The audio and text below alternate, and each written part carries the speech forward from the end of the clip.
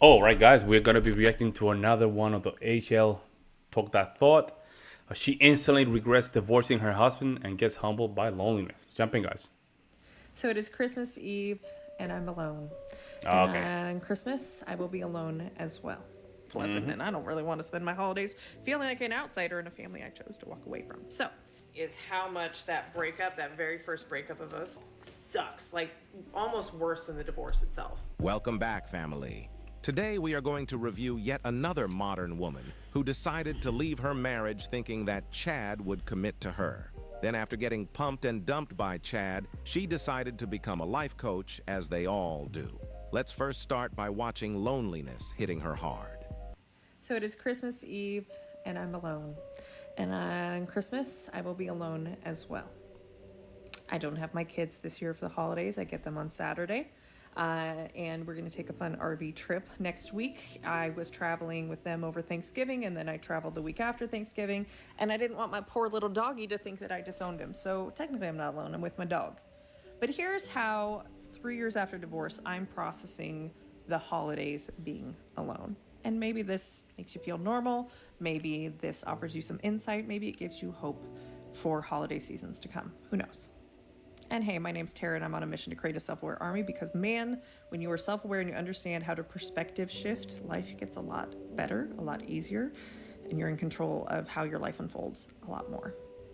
Am I sad that I'm alone on the holidays? Last week I had a little bit of a moment of like, oh, what does it mean? Like, oh, Christmas, I shouldn't be alone. And should I go hang out with my ex-husband and his family and his girlfriend with my kids on Christmas morning? I'm sure they'd No, let me come over, but that did not sound like it would be pleasant. And I don't no, really want no, to. no, no, no. You have to now drown yourself into thinking. This is, you know what happens with holidays with these females, right? Is the guilt start messing up with their head, and this throughout the year made them a little bit cuckoo.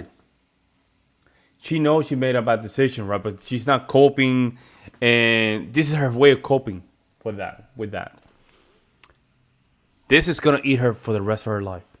Spend my holidays feeling like an outsider in a family I chose to walk away from. So, Look at that! when Wow. I look at the reality of Christmas Eve and Christmas Day, everybody's with their families.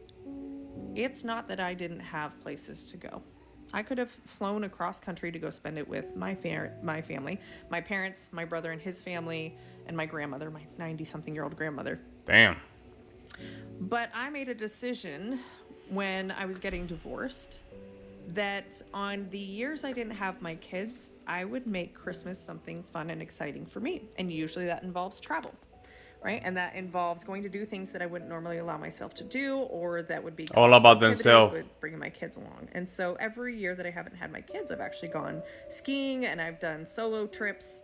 And this year, because I've been gone a lot and because I'm traveling next week, I decided not to. And so there is no part of this today and tomorrow, as much as it's kind of a odd way to think, that wasn't intentionally chosen. I'm not a victim to my choices. I could very much be with other people's She romanticizing the fact that she's gonna be alone and depressed. That's what it is. families. I could be with my best friend and her family if I wanted to. I could go back and visit my family, but Sure. I didn't want to sit around and pretend like I wasn't missing my kids when all of my family was there. My nieces and nephews were opening presents. I just didn't want to do that for my own mental health. So This is disgusting. either Man. Merry Christmas or fuck the holidays. Uh-huh. It's just another Tuesday and Wednesday. Your call. I believe that women like this just What have in to the get hell? dogs and die alone since they just want puppets around them. Do not be fooled by how much these modern women pretend to be happy alone online. It is a lie. Their emotions are all over the place. They are truly lonely behind closed doors. But they always pretend to be happy alone because they have an image to sell. Women don't want to hear the truth. They prefer to hear what makes them feel good. That's why they listen to life coach like this woman who doesn't even have her own life together. The next clip will really show you who this woman really is and the real reason she really wanted to leave her marriage. She's starting dating even before the divorce was finalized. Check it out. What did I tell you guys? It's emotional detachment through divorce. Emotional detachment through a divorce or through a marriage. That's the reason why they leave some of these marriages. They just get emotionally detached. She already have her plans, and this is what happened. They go through this plan. There's no accountability, no consequences, and nobody's telling them you made the best choice. Nobody, because she's still doing these kind of videos, pretending that even though she can recognize that her choice were kind of poor, nobody's telling her you messed up your life.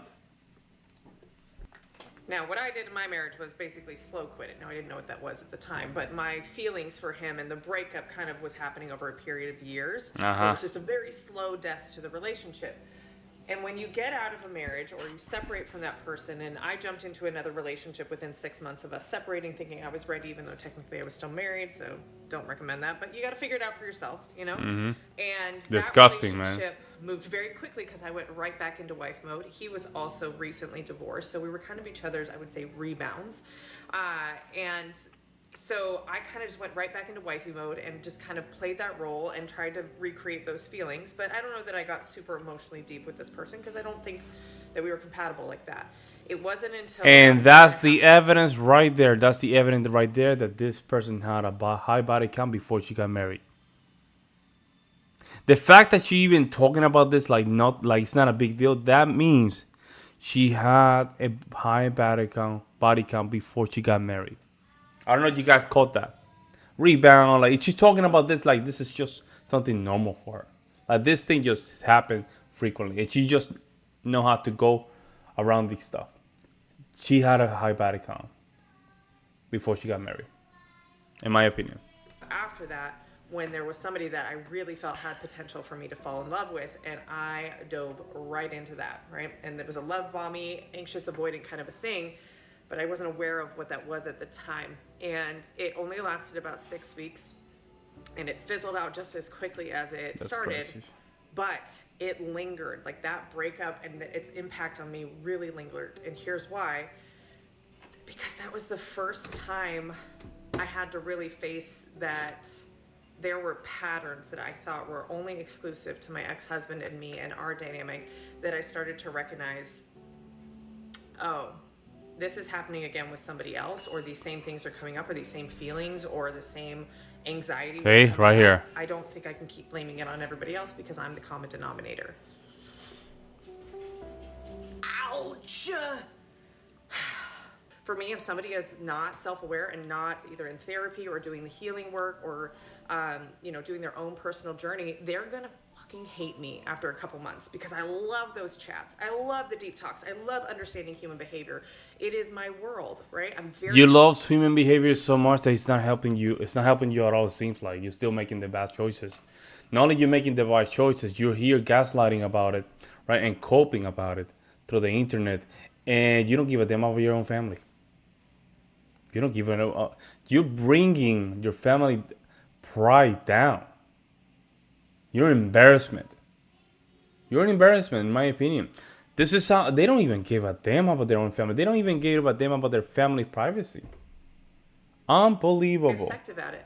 And if they aren't on that journey themselves, they're not going to value that in me. And that is one of the qualities I value most in myself. So we're already going to be misaligned, in the experience. When you start to get attracted to a person, all of a sudden logic goes out the table because you're just trying to get the validation and attention from somebody attractive.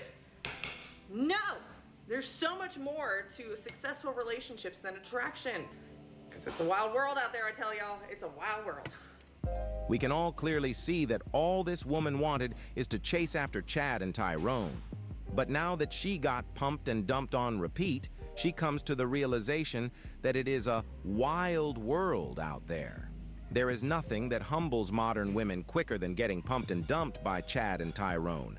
That is why she can even see now that she was the problem in her marriage, because the same problems keep happening in all her relationships, which made her realize that she is the common denominator in all these failed relationships. Not only that, that means in a couple of the breakups that she probably had in the past, she developed that mechanism of defense where she don't want to be hurt.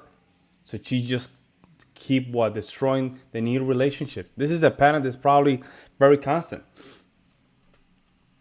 So But of course, women like this will start calling themselves life coach and start giving dumb advice online, and the worst part is that other women actually listen to her because all they care about is about how you make them feel at the moment. We will finish up with a clip of this woman painting herself as the victim in her so-called toxic marriage. shit is sad, So that man. you guys can see that modern women are incapable of taking full responsibility for their actions, even when they know that they were the one that f***ed up. So a past breakup or divorce is still haunting you, like a lot. So what do you do about That it? music, man. I'm going to oversimplify it, and then I'll help kind of get you some clarity on what to do if you're still caught up on past hurts. You choose to heal it. I wouldn't be the person that I am sharing with you all had I not gotten divorced. Why? Because a lot of the content I share and a lot of the lessons I've learned and who I've become as a self-aware, amazing woman is because I went through the divorce and I went through a toxic marriage. Had to learn those things, had to go through that pain in order to evolve and to grow and to learn.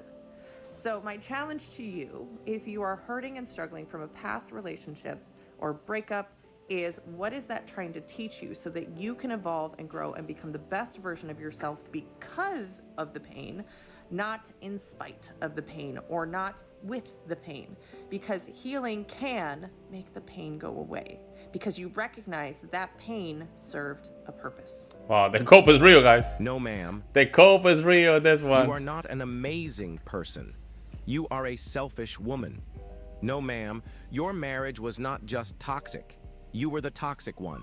This is the blueprint on how modern women shift the blame on their exes and call them toxic, narcissist, and controlling, even though they were the true toxic ones in the relationship.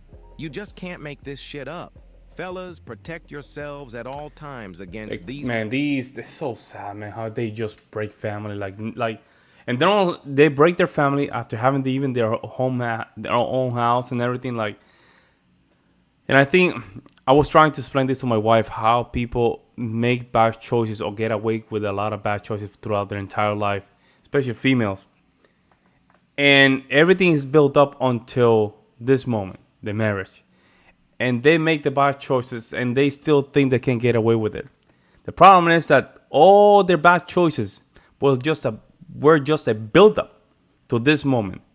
And they effed it up. So now, from now on, it's just a downhill.